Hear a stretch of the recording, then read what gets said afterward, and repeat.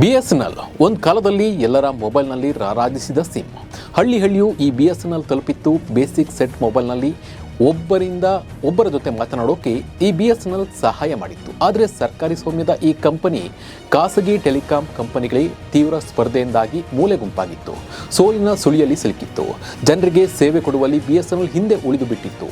BSNL ಕತೆ ಮುಗಿದೇ ಹೋಯಿತು ಎನ್ನುವಾಗ ಬರೋಬ್ಬರಿ 17 ವರ್ಷಗಳ ಬಳಿಕ ಮತ್ತೆ ಎದ್ದು ಬಂದಿದೆ. ಸೋಲಿನಲ್ಲಿದ್ದ ಸಂಸ್ಥೆ ಮತ್ತೆ ಲಾಭದ ಹಾದಿಗೆ ಮರಳಿದೆ. ಈ ಬಗ್ಗೆ ಸಂಪೂರ್ಣ ಮಾಹಿತಿಯನ್ನು ನೀಡ್ತೀನಿ. ನಾನು ನಿಮ್ಮ ಶಿವರಾಜ್ ಬಾಣಂಕಿ. ನೀವು ಸುದ್ದಿಯನ್ನದ ಸಬ್ಸ್ಕ್ರೈಬರ್ ಆಗೋದನ್ನು ಮರಿಬೇಡಿ. ಹಾಗೆ ಈ ವಿಡಿಯೋವನ್ನು ಕೊನೆ ತನಕ ನೋಡಿ. ಹೌದು, 2007ರ ಬಳಿಕ ಸರ್ಕಾರಿ ಸ್ವಾಮ್ಯದ ಟೆಲಿಕಾಂ ಸಂಸ್ಥೆ BSNL ಲಾಭ ನೋಡಿದ್ದು 3ನೇ ತ್ರೈಮಾಸಿಕದಲ್ಲಿ 262 ಕೋಟಿ ರೂಪಾಯಿ ಲಾಭ ಗಳಿಸಿದೆ. ಖಾಸಗಿ ವಲಯದ ಟೆಲಿಕಾಂ ದೈತ್ಯ ಸಂಸ್ಥೆಗಳಾದ ಜಿಯೋ ಮತ್ತು ಏರ್ಟೆಲ್ ಸಂಸ್ಥೆಗಳು ತಮ್ಮ ದರ ಏರಿಕೆ ಮಾಡಿದ ಬಳಿಕ BSNLನತ್ತ ಮರಳುತ್ತಿರುವ ಗ್ರಾಹಕರ ಸಂಖ್ಯೆಯಲ್ಲಿ ಗಣನೀಯ ಏರಿಕೆ ಕಂಡುಬಂದಿದ್ದು ಇದು ಸಂಸ್ಥೆಯ ಲಾಭಕ್ಕೆ ಕಾರಣವಾಗಿದೆ. ಮಾತ್ರವಲ್ಲದೆ BSNL ಮತ್ತೆ ಮಾರುಕಟ್ಟೆಯಲ್ಲಿ ತನ್ನ ಕದರ್ ತೋರಿಸೋಕೆ ರೆಡಿಯಾಗಿದೆ. ಈ ಬಗ್ಗೆ ಹೇಳಿಕೆ ಬಿಡುಗಡೆ ಮಾಡಿರುವ BSNLನ CMD A Robert J Ravi, ಈ ತ್ರೈಮಾಸಿಕದಲ್ಲಿ ನಮ್ಮ ಆರ್ಥಿಕ ಕಾರ್ಯಕ್ಷಮತೆಯಿಂದ ನಾವು ಸಂತೋಷಗೊಂಡಿದ್ದೇವೆ. ಇದು ನಾವೀನ್ಯತೆ, ಗ್ರಾಹಕರ ತೃಪ್ತಿ ಮತ್ತು ಆಕ್ರಮಣಕಾರಿ ನೆಟ್ವರ್ಕ್ ವಿಸ್ತರಣೆ ಮೇಲಿನ ನಮ್ಮ ಗಮನವನ್ನು ಪ್ರತಿಬಿಂಬಿಸುತ್ತದೆ. ಈ ಪ್ರಯತ್ನಗಳೊಂದಿಗೆ ಹಣಕಾಸು ವರ್ಷದ ಅಂತ್ಯದ ವೇಳೆಗೆ 20% ಮೀರುವ ಆದಾಯದ ಬೆಳವಣಿಗೆ ಸುಧಾರಿಸುತ್ತದೆ ಎಂದು ನಾವು ನಿರೀಕ್ಷಿಸುತ್ತೇವೆ ಅಂತ ಅವರು ತಿಳಿಸಿದ್ದಾರೆ. 2004ರ ಜುಲೈನಲ್ಲಿ ರಿಲಯನ್ಸ್ ಜಿಯೋ ತನ್ನ ಟ್ಯಾರಿಫ್ ಬೆಲೆಗಳನ್ನು ಹೆಚ್ಚಿಸಿಕೊಂಡಿತ್ತು. ಇದಾದ ನಂತರ ಏರ್ಟೆಲ್ ಮತ್ತು ವೊಡಾಫೋನ್ ಐಡಿಯಾ ತಮ್ಮ ಟ್ಯಾರಿಫ್ ಬೆಲೆಗಳನ್ನು ಏರಿಕೆ ಮಾಡಿದ್ದು. ಬೆಲೆ ಏರಿಕೆ ಬೆನ್ನಲ್ಲೇ BSNL ತನ್ನ ನೆಟ್ವರ್ಕ್ಗೆ ಬರೋ ಗ್ರಾಹಕರಿಗೆ ಅಂದರೆ ಬಳಕೆದಾರರಿಗೆ ಒಳ್ಳೆಯ ಆಫರನ್ನು ಘೋಷಣೆ ಮಾಡಿತ್ತು. ಈ ಎಲ್ಲ ಬೆಳವಣಿಗೆಯಿಂದಾಗಿ ಬಳಕೆದಾರರು BSNLನತ್ತ ಮುಖ ಮಾಡಿದರು.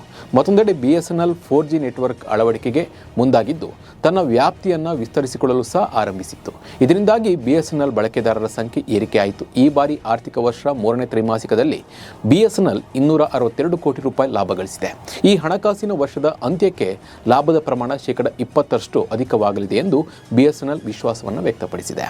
2024ರಲ್ಲಿ ರಿಲಯನ್ಸ್ ಜಿಯೋ ಬೆಲೆ ಏರಿಕೆ ಮಾಡಿದ್ದರಿಂದಲೇ BSNL ಲಾಭಕ್ಕೆ ಹಿಂದಿರುಗಿದೆ ಎಂದು ನೆಟ್ಟಿಗರು ಕಮೆಂಟ್ ಮಾಡುವ ಮೂಲಕ ಮುಖೇಶ್ ಅಂಬಾನಿ ಫೋಟೋ ಹಂಚಿಕೊಳ್ತಾ ಇದ್ದಾರೆ. ಆದರೆ ಕಳೆದ 2 ತಿಂಗಳಿಂದ BSNL ಬಳಕೆದಾರರು ಮತ್ತೆ ಖಾಸಗಿ ಟೆಲಿಕಾಂ ನೆಟ್ವರ್ಕ್ಗೆ ಹಿಂದಿರುಗುತ್ತಿರುವ ಬಗ್ಗೆ ವರದಿಯಾಗಿದೆ. BSNL ತನ್ನ ಹಣಕಾಸು ವೆಚ್ಚ ಮತ್ತು ಒಟ್ಟಾರೆ ವೆಚ್ಚವನ್ನು ಕಡಿಮೆ ಮಾಡಿದೆ. ಇದು ಕಳೆದ ವರ್ಷಕ್ಕೆ ಹೋಲಿಸಿದರೆ 1800 ಕೋಟಿ ರೂಪಾಯಿಗಳಿಗಿಂತ ಹೆಚ್ಚು ನಷ್ಟದಲ್ಲಿ ಇಳಿಕೆಗೆ ಕಾರಣವಾಗಿದೆ.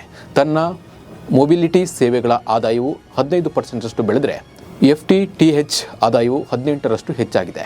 ಅಂತೆಯೇ ಲೀಸ್ಡ್ ಲೈನ್ ಸೇವೆಗಳ ಆದಾಯವು ಹಿಂದಿನ ವರ್ಷದ ತ್ರೈಮಾಸಿಕಕ್ಕಿಂತ 14% ಹೆಚ್ಚಾಗಿದೆ ಎನ್ನಲಾಗಿದೆ. ಕೇಂದ್ರದಿಂದ BSNLಗೆ 6,000 ಕೋಟಿ ರೂಪಾಯಿ.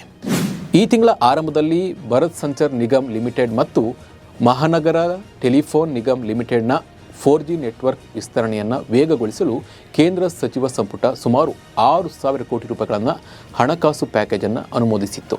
ಈ ಯೋಜನೆಯಡಿಯಲ್ಲಿ ಸಂಸ್ಥೆಯ ಸಂಪರ್ಕ ಜಾಲವನ್ನು ಸುಧಾರಿಸಲು ಮತ್ತು ಗ್ರಾಹಕರಿಗೆ ಉತ್ತಮ ನೆಟ್ವರ್ಕ್ ಸೇವೆಗಳನ್ನು ಖಚಿತಪಡಿಸಿಕೊಳ್ಳಲು ಸುಮಾರು 1 ಲಕ್ಷ 4G ಸೆಟ್ಗಳನ್ನು ಸ್ಥಾಪಿಸಲು ಕ್ರಮ ಕೈಗೊಳ್ಳಲಾಗಿತ್ತು. ಒಟ್ಟಿನಲ್ಲಿ BSNL ಮತ್ತೆ ಲಾಭದ ಟ್ರ್ಯಾಕ್ಗೆ ಮರಳುತ್ತಾ ಇದ್ದು ಗ್ರಾಹಕರಿಗೆ ಇನ್ನೂ ಉತ್ತಮ ಸೇವೆಯನ್ನು ನೀಡಿದರೆ ಖಾಸಗಿ ಕಂಪನಿಗಳನ್ನು ಹಿಂದಿಕ್ಕೋದು ಪಕ್ಕ. ಈ ಬಗ್ಗೆ ನಿಮ್ಮ ಅನಿಸಿಕೆ ಮತ್ತು ಅಭಿಪ್ರಾಯವನ್ನು ಕಮೆಂಟ್ ಮೂಲಕ ತಿಳಿಸಿ. ನಮಸ್ಕಾರ.